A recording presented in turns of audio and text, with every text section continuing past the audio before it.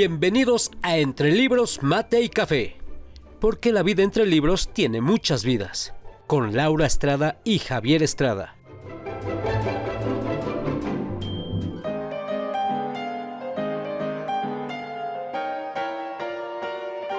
Entre Libros, Mate y Café advierte que las opiniones vertidas en este podcast son de ávidos lectores a quienes les encanta compartir lo que leen.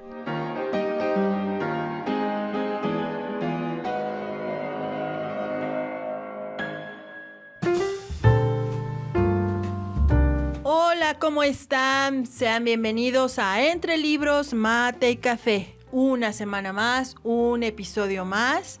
Hoy también tenemos un tema muy interesante. Recordemos que muchas veces las artes se complementan, se visitan la una a la otra y entonces tenemos producciones maravillosas, sobre todo cuando hablamos de libros impresos. Y bueno, antes los voy a dejar un poco en suspenso en de qué vamos a hablar. Antes de eso quiero recordarles que nos visiten en las redes sociales. Acuérdense que estamos en Facebook como Entre Libros, Mate y Café. Visítenos, denle me gusta, compartan esta página. Y también, por favor, déjenos ahí sus sugerencias, sus comentarios. Y si alguien tiene algún libro o algo que quiera comentar, este es un foro abierto porque este es un espacio para ávidos lectores. Y bueno, ahora sí, les recuerdo que estamos Javier y una servidora, Laura Estrada, para platicar acerca de libros, de vivencias y de muchas experiencias. El tema de hoy es acerca de grandes pintores que ilustraron libros. Igual como la semana pasada, que es un tema inagotable y podríamos hablar horas y horas y horas, pero hoy vamos a abordar unos cuantos pintores, unos cuantos libros y bueno, vamos a platicar de esto que esperemos les parezca muy interesante. ¿Cómo estás, Javier? Hola Laura, buenas tardes. Bien, gracias. Aquí esperando ávidamente llegar a este momento para seguir platicando de libros, de esta maravilla que es la literatura que tanta gente ha creado para nosotros y agradecido siempre. Yo creo que estos temas, híjole, yo no sé cuándo se puede acabar, pero esto es infinito. Hay tanto y tanto que aprender, que reseñar, que comentar acerca de libros de todas las épocas, de todos los tiempos, de todos los temas, de todos los credos y todas las culturas. Así es. Bueno, pues vamos a empezar, que si no el tiempo se nos va. Y yo quiero hablarles de alguien muy especial, todo un personaje. Él en general era un personaje. Y yo les voy a hablar un poquito de José Luis Cuevas Novelo. Este dibujante y pintor mexicano nació el 26 de febrero de 1934 y muere el 3 de julio del 2017. Aunque ahí hay una polémica porque uno de sus hermanos dice que en realidad fue 1931, pero oficialmente el dato es que nació en 1934. Él fue escritor, grabador, escultor de una corriente que se llama neofiguratismo, ¿sí? Y bueno, además, pues como era todo un personaje, él se le conoció como el niño terrible y como el gato macho. ¡Wow! Y bueno, esto fue un poquito de información para abrir boca. ¿Qué tienes tú para nosotros, Javier? Bueno, José Luis Cuevas, todo bien dices, un súper personaje, todo una ente literaria, y le digo literaria no pues porque escribiera, sino por todo lo que se escribió en torno a José Luis Cuevas, tanto críticas constructivas como destructivas, pero finalmente es para mí el innovador de la pintura y el dibujo en México, así como esa forma de pensar, obviamente viene de la corriente surrealista, pero genera todo un cambio, a lo mejor tú lo platicarás, creador de la famosísima zona rosa en la Ciudad de México, que es todo un boom, que revoluciona a artistas, tanto plásticos como gráficos, en la Ciudad de México y en México en general. Se hace amigo de todo mundo, incluyendo a uno de los escritores más grandes que ha dado este planeta, que es Julio Cortázar. Claro, Octavio Paz también. Bueno, es que él fue una figura, era un hombre con una personalidad muy seductora, no solo para las mujeres, porque además él era muy, muy guapo, era un hombre que con una personalidad increíble y era guapo. Le tocó, bueno, él en sus años, digamos, de juventud, él ya está ya en la década 60, ya tiene cierta fama, ya ha andado por los medios y usaba este cabello así largo, en fin, era un hombre sumamente atractivo tanto para mujeres como para hombres, porque él era retador, él era, como bien lo decía, como él, y le encantaba que le dijeran que era el niño terrible, ¿no? Y bueno, recordemos que él, dentro de su familia, su papá, se dice por ahí que un tiempo fue aviador. La realidad también es que fue un agente de ventas y que en algún momento pues él deja la familia y entonces pues la familia tiene que continuar. Un tiempo José Luis Cuevas vivió en la parte alta de una fábrica de lápices. Entonces, bueno, recordemos que él es escultor, es pintor, pero sobre todo lo que él hacía era dibujar a lápiz justamente, ¿no? Entonces creo que eso sí fue muy importante. Y también, fíjense, curiosamente, él también comienza esta afición a raíz de una enfermedad. Él le da fiebre reumática y entonces en su larga recuperación él se dedicaba a dibujar, ¿sí? Y de ahí desde entonces viene esta afición. Él también fue pues muy conocido haciendo retratos para entrevistados, sobre todo para el diario The News, y esto en 1950, y también para la revista Life. Y bueno, ya uno de los libros más famosos que él ilustró es el de uno que se llamó El mundo de Kafka y José Luis Cuevas, ¿sí? Y bueno, era un libro con ese formato que se usó un tiempo, en el que se escribía algunas páginas y enseguida de esas páginas venía la ilustración. Ese fue el formato que se usó para este libro y que fue sumamente famoso. Bien decías hace ratito acerca de lo que era la zona rosa. ¿Y cómo no hablar de la zona rosa? Efectivamente fue un punto donde se generó encuentros y hubo una efervescencia de muchas cosas. De repente en la zona rosa se empiezan a reunir intelectuales, empieza a surgir cafés, galerías, hoteles de lujo, se abren escuelas, por ejemplo, de idiomas como Alianza Francesa, otra de donde se estudiaba inglés, que tú has de recordar muy bien, el Instituto Cultural norteamericano de bla, bla, bla, bla, que no me acuerdo todo el nombre porque es larguísimo, donde se estudiaba inglés. Instituto Mexicano Norteamericano de Relaciones Culturales, AC, en la calle de Hamburgo. Exactamente, ese lugar.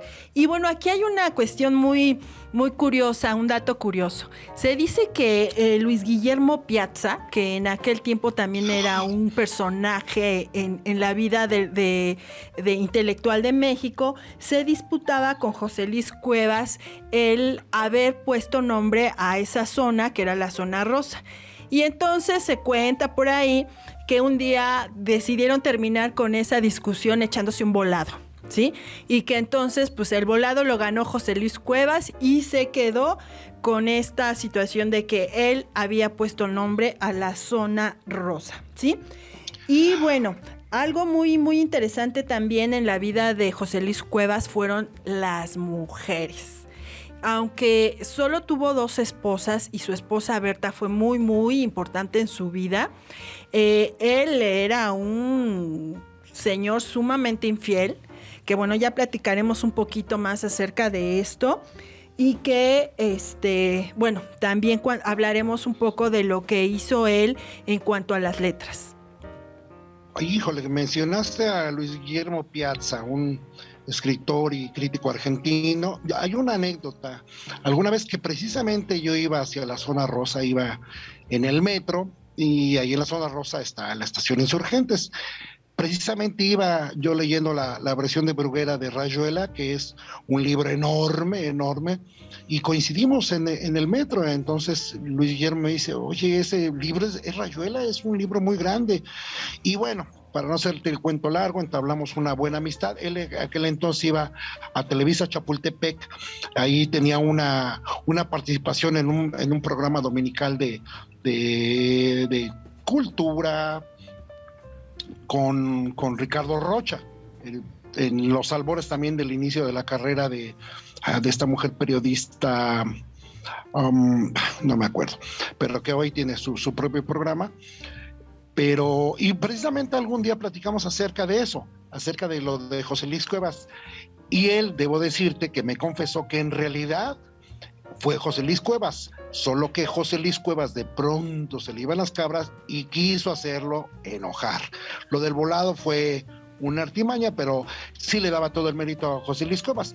Y mérito bien ganado, porque José Luis Cuevas era, como tú mencionas, el chico malo, pero era el galancillo, porque además él se convierte en el parteaguas del pintor tradicional, estético, sobrio, dedicado.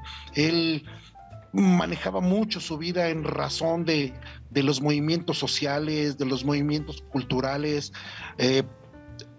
Siempre tuve la sensación de que tomó algo de la pintura de Picasso, porque en realidad tanto la pintura a lápiz, la acuarela o los dibujos de José Luis Cuevas, siempre encontré alguna similitud, sobre todo con la forma de pintar de la Guernica de Picasso. E inclusive Picasso alguna vez compró una obra de José Luis Cuevas, una obra que se expuso en París.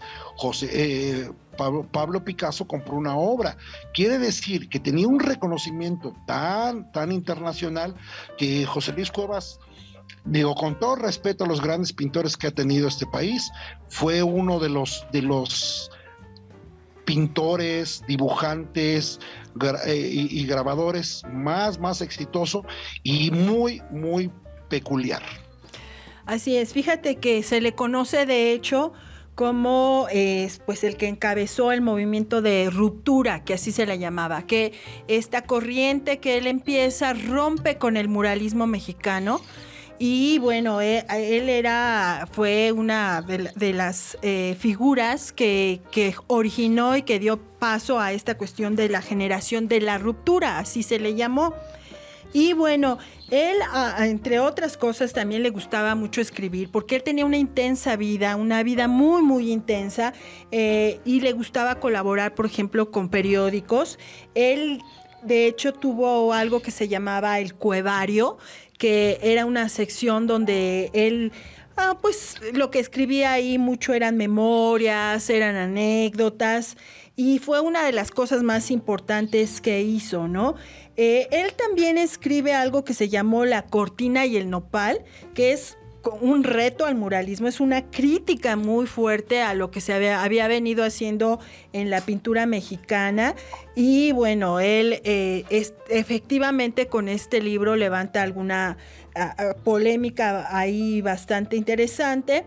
Y bien lo dices, también le gustaba participar en los movimientos sociales. Él estuvo, pues no fue así una parte muy, muy integral en los movimientos del 68, pero sí se hizo presente.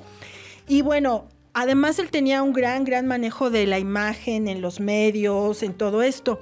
Y parte de lo que él cuenta, porque él era le encantaba salir en los medios. Entonces él daba muchas entrevistas, salía en tele, salía en radio. Y cuando él platica de cómo es que comienza a dibujar estas figuras, que yo te voy a ser honesta, yo cuando me topé con estos dibujos y estos grabados de José Luis Cuevas, yo sí me dije, bueno, ¿qué es esto, no? Ya después fui entendiendo, y cuando fui conociendo la personalidad de Cuevas, pues me di cuenta de que sí, me hacía sentido y tenía mucho que ver, y entonces vas entendiendo el estilo que él tenía, y se va uno dando cuenta que efectivamente era un estilo donde reflejaba mucha crudeza de muchas situaciones humanas. Recordemos que él visita lugares como el manicomio y todo esto por su hermano, y además también él tenía una fascinación por lo que eran las mujeres de la vida galante, porque él en sus recorridos muy cercanos a donde vivía salía y veía a las prostitutas, y le empezó a llamar mucho la atención la vida de ellas, su apariencia, y él trató de reflejar parte de esto en su obra. De hecho, una de las modelos, que se llamó Mireya, que fue de las primeras que posaron desnudas para él, pues también se convirtió en la primera que lo inició en su vida sexual, ¿no? Yo creo que fue un gran observador de la realidad que lo circundaba, y pues trató a su manera de expresarlo. Entonces, creo que es importante también recordar que él, entre otras cosas, en 1969 se va como candidato a ser diputado. Por eso les decía, él es todo un personaje. Creó algo que se llamó un mural efímero, del cual hablaré en unos momentos. Cuéntanos un poquito más, Javier. Todo un personaje. Y lo valioso de él es que precisamente lo que comentaba yo hace rato, rompe con este tipo de pintura tan académica, de trazos firmes, de colores permanentes, de esa estilización de la figura humana, como venían los antiguos muralistas y la secuela de esta parte del pintor postrevolucionario. Yo creo que esta es una forma de expresar su rompimiento con las formas clásicas y convencionales, y da paso a esa creatividad muy personal, donde él deja plasmado mediante sus dibujos y sus bocetos y sus voces este grito de rebeldía, este grito de libertad hacia las nuevas formas que te generan esa individualidad que va dirigida hacia las multitudes. Por eso tan criticado, tan aclamado y tan odiado, pero siempre un personaje. Yo creo que en el contexto más objetivo de la obra de Cuevas, a mí me parece que sí es, junto con Remedios Varo, de estos parteaguas del arte mexicano. Y como esto es buscado por mucha gente, inclusive tú mencionabas, Octavio Paz le dedica por ahí algunos poemas, y me parece que es mucho tiempo llamado a programas, a algunas exhibiciones. Yo alguna vez que hubo una exhibición en el Museo Tamayo, por ahí me lo llegué a encontrar, todo un personaje, todo un galanazo, todo un tipo, de verdad. José Luis Cuevas para mí es uno, aunque no es de mi gusto pictórico, sí reconozco que su obra tiene una trascendencia. Así es. Y bueno, dentro de esta ruptura también tuvo enfrentamientos, sobre todo con Siqueiros. Él un día se le ocurre hacer algo que se llamó un mural efímero, que iba pues con la idea de enfrentarse sobre todo a Siqueiros, y este mural lo empieza a hacer ahí justamente en la zona rosa, en la esquina de la calle de Génova y Londres, donde levanta este mural. Y bueno, es impresionante. Si uno pues si recuerdas, porque en aquellos tiempos, por ejemplo, Canal 11 transmitía mucho ese tipo de eventos, y uno puede ver las imágenes, la cantidad de gente que fue, la cantidad de expectativa que se generó alrededor de todo esto. Había gente porque, bueno, pues él vendía perfectamente su imagen. Entonces él, para ese momento, él ya sabía muy bien, ya había comercializado su imagen de tal manera que podías encontrar playeras, sudaderas con un autorretrato de él. Entonces, cuando se da este evento, mucha gente llega con estas playeras y él feliz estaba pues en el apogeo, ¿no? Entonces, y es así como marcando definitivamente esta cuestión de la ruptura con el muralismo mexicano y ese enfrentamiento así directo, específicamente contra Siqueiros, ¿no? Y bueno, además era muy interesante porque él, como te decía, o sea, tenía una imagen sí de macho. En una entrevista que él concedió hace muchos años a Canal 11, él estaba contando que una mujer con la que estuvo, le empezó a platicar acerca de un actor gringo muy famoso, muy guapo, y entonces él se enoja y le dice, oye, estando conmigo no vas a hablar de él ni de ningún otro.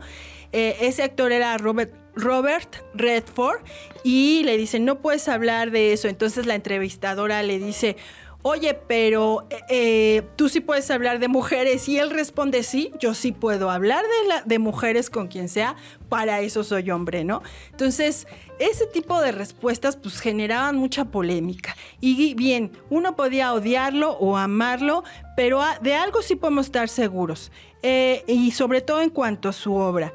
De que fue original y de que fue algo diferente, eso es innegable. Puede gustarnos o no puede gustarnos, pero fue un artista original y fue todo un personaje. Todo ese ruido que él hizo por esta vida y por todo lo que hacía y sus locuras y sus declaraciones, sí logró que mucho de la mirada de los medios se pusiera, volteara hacia el mundo de la pintura, de la cultura y hasta de los libros, porque efectivamente él tuvo esta cualidad, ¿no? de poder ilustrar libros, y eso es lo que jaló mucho la atención hacia libros, hacia pintura, hacia los medios, hacia los periódicos. Y bueno, pues se podrá odiar o amar, pero innegablemente fue un tipo completamente original en todos los sentidos. Y bueno, pues creo que también por ahí tenemos otros personajes, otros pintores. Javier, ¿tú de quién más nos puedes hablar aparte de José Luis Cuevas? No, mira, ya que comentas ahorita esto de estos pintores que han quedado plasmadas obras en libros, no nos olvidemos de José González Camarena, que ilustra los libros de la SEP de los años 70 con esta imagen de una mujer indígena sosteniendo la bandera, que finalmente esa mujer existió, se llamaba Victoria Dorantes. Esos libros quedaron por muchos años en la memoria de todos los que llegamos a tener esos libros.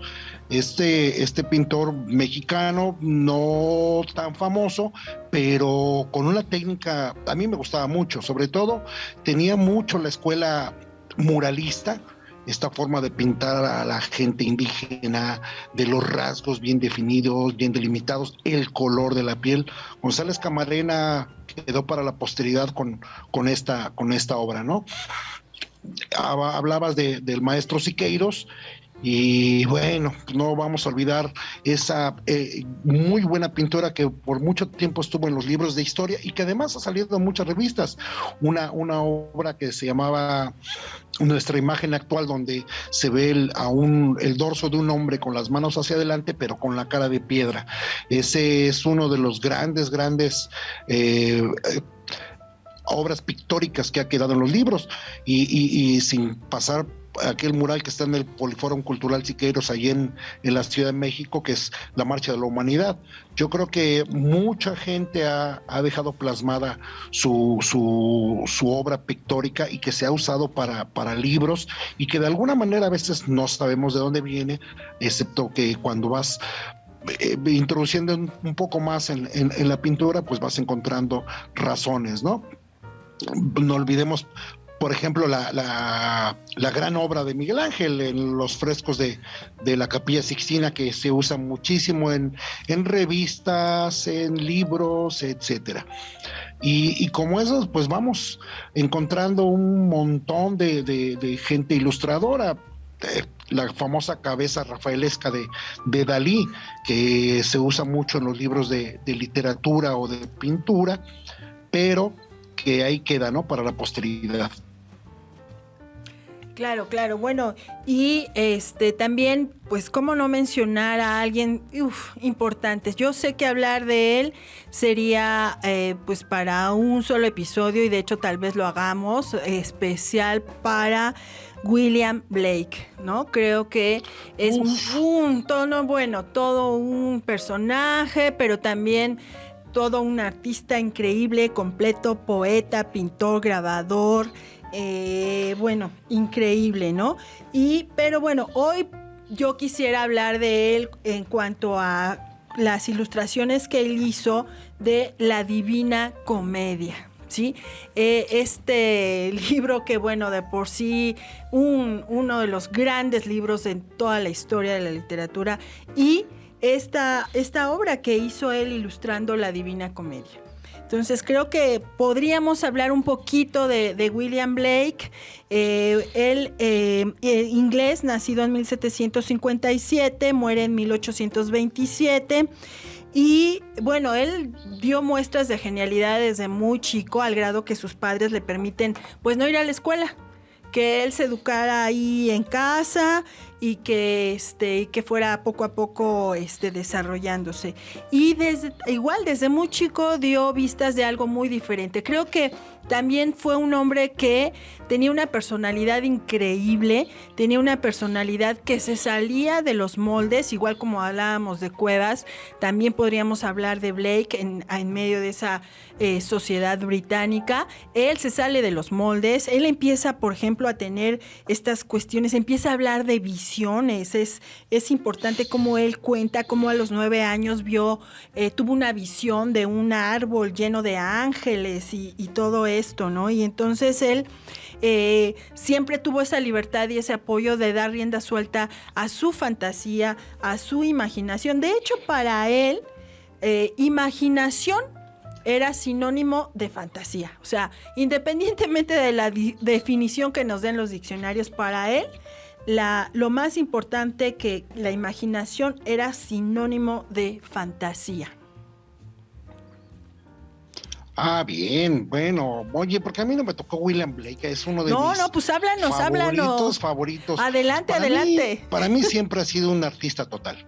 Para mí William Blake incursionó en tantas cosas y de manera tan eficiente que es increíble. Además, reta al sistema tradicional británico. Esta forma, esta posición que tiene de abolir los conceptos de iglesia, de estado oligárquico, de imperio, eso muchos lo aman, muchos lo odian. Además, venía de esta frescura de la Revolución Francesa, esta visión también acerca de religión, de esta forma en que tiene de ver la religión, donde para él el cielo y el infierno no son oponentes. Él decía que unos son creadores energéticos y los otros organizadores racionales. Esta idea, esta frase viene en un libro muy interesante de él que se llama The Marriage of Heaven and Hell, que significa el matrimonio del cielo y el infierno, donde lejos de lo que siempre se nos ha enseñado, que son contrarios, para él son complementarios, no puede existir una sin la otra. Es decir, él no tiene una posición radical, que es lo que en su tiempo, para los finales del siglo XVIII y siglo XIX, cuando está en su apogeo el Imperio Británico y obviamente todas las las formas, tradiciones y costumbres del Imperio Británico, pues viene a dar todo un parteaguas, ¿no? Inclusive, para mí, me da la sensación de esa influencia de otro gran escritor británico, John Milton, con aquel famoso libro de Paraíso Perdido, donde habla de cómo los protagonistas se ubican, ¿no? Sí, de hecho, ahorita que hablas acerca de este libro de Milton, fíjate que hay una anécdota por ahí que se cuenta que, bueno, él hizo una gran pareja con su amada Catherine. Y en algún momento después de la muerte de su mamá, de Blake, ellos se van a vivir al sur del Támesis. Y un amigo que los visita por ahí en su nuevo lugar de donde vivían, cuenta que llegó y que los encontró en pleno jardín desnudos y que estaban leyéndose el uno al otro justamente a Milton con este Paraíso Perdido. Entonces sí, definitivamente sí, es una gran influencia para él. Ahora, hablando un poquito de esta cuestión sobre todo de la Divina Comedia, a mí me parece, si uno revisa todos los dibujos que él hizo, son maravillosos, ¿no? Él tenía cuestiones muy elaboradas en su obra, pero para este libro en específico, él hace ilustraciones sencillas, con mucho lenguaje figurativo, con muchas transparencias, no tan recargadas de color. Y por ejemplo podemos ver en algunas ilustraciones del infierno que él tenía esta idea de que ahí era el lugar de los hipócritas. Ahí usa unas técnicas de acuarela muy interesantes, cuando parte de lo que hace también en la sección del purgatorio es que usa mucho esta cuestión del claroscuro, y que contrasta. Hay una imagen donde hay una escalera oscura, negra, y que va a dar justamente al sol, y ahí es donde viene este contraste de claroscuro. Y bueno, que hablar acerca del paraíso, ¿no? Donde él usa colores tenues, también usa algunas transparencias. Y bueno, es maravilloso porque una obra tan increíble que cuando uno la lee, también estás imaginando muchas cosas y de repente llega un hombre como él y te ilustra de esta manera con el talento impresionante que él tenía. Creo que de todo lo que él hizo, todo es maravilloso, pero a mí en lo personal, lo que él realizó en la Divina Comedia me parece más que magistral. No, bueno, y además, te digo, para mí un artista total, podía y sabía hacer de todo. A mí esto que comentas de los claroscuros, hijo, cómo me hace recordar al maestro Velázquez. Este manejo que se había olvidado del maestro Velázquez, lo retoma él en estos grabados y me parece que es crucial porque en los tiempos más recientes se empieza a retomar toda esta serie de dibujos, inclusive lo vemos mucho en el cómic japonés, ¿no? Esta forma de dibujar a blanco y negro con los claroscuros, los tonos de grises. Híjole, me parece fantástico, ¿no? Y en el ámbito intelectual, me parece que Blake deja una huella muy profunda, y tan profunda que nada más para darnos una idea, ¿quiénes son gente que aprende de Blake? Pues hablemos nada menos de William Yeats y de aquel enorme escritor asiático, Gibran Yahil Gibran. Entonces, nada más para que nos demos cuenta de la gran influencia que tuvo el maestro William Blake, que es fantástico leer a William Blake. Hay un par de versos que me gustan mucho, rapidito te los digo, y decía: para ver un mundo en un grano de arena y un paraíso en una flor silvestre, sostén el infinito en la palma de la mano y la eternidad en una hora. Hay que decir que William Blake fue un muy buen poeta. Así es, bueno, es que él en todo lo que hizo, lo hizo y muy bien. Y bueno, aquí lo que me llama la atención de estos dos personajes que hemos visto es que fueron personas que se atrevieron, que no sé hasta qué punto la familia pudo haber influido en que ellos tuvieran esta libertad de ser, de expresar, de pensar, de imaginar. que el resultado fue esto. No sé, o si simplemente fueron personas súper valientes, auténticas, que no tuvieron ningún temor de expresar todo lo que sentían, todo lo que pensaban, todo lo que iban observando. Sobre todo creo que eran grandes observadores. Cuando uno piensa en toda esta creación que va haciendo con sus visiones, con sus reflexiones, William Blake, uno se da cuenta de lo maravilloso que puede ser el pensamiento humano y de que en realidad pues los límites nos los ponemos nosotros mismos.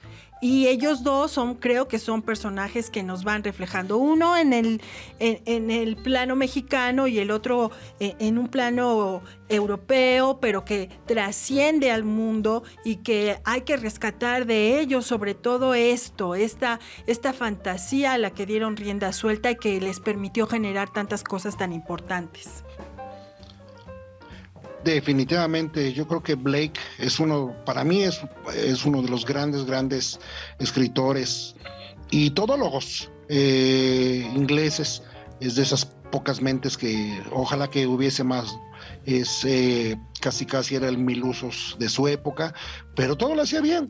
Y yo creo que esa libertad de pensamiento, ese ser objetivo, en razón de su tiempo y del lugar donde estaba, es lo que le da la creatividad. Así como el Renacimiento se desprende de los yugos eclesiásticos y monárquicos, y tenemos a un Da Vinci, a tantos, a un Tintoretto, a un Rafaelo, esta gente que se separa de un estigma marcado es la que hace que el arte, la ciencia y la cultura en general tenga una evolución, y gracias a que eso ocurre, hoy por hoy tenemos una serie de tendencias hacia artes que a lo mejor no nos pueden gustar porque somos hechos a una tradición, pero qué bueno que siempre existe esta gente. Así es. Bueno, pues se nos terminó el tiempo otra vez, tenemos muchas cosas, se nos quedan en el tintero, personajes increíbles, personajes maravillosos que podemos tener entrelazados junto con las letras, con las obras que nos deleitan cada día. Y bueno, te agradezco mucho, Javier, les agradezco a todos nuestros oyentes. Recuerden, visítenos en redes sociales, visítenos en Facebook, Entre Libros, Mate y Café. A mí me encuentran como Laura Estrada en Facebook y en Instagram. Esperamos sus comentarios. Y bueno, desde Switch Podcaster estamos transmitiendo a ustedes este programa, este episodio. Te agradezco muchísimo, Javier. Aquí estamos y muchas gracias por seguir participando en este extraordinario ejercicio de contar los libros, contar nuestras aventuras. Y como te he dicho, nos veremos por ahí en cualquier parte. Gracias. Muchas gracias. Recuerden que la vida entre libros tiene muchas vidas.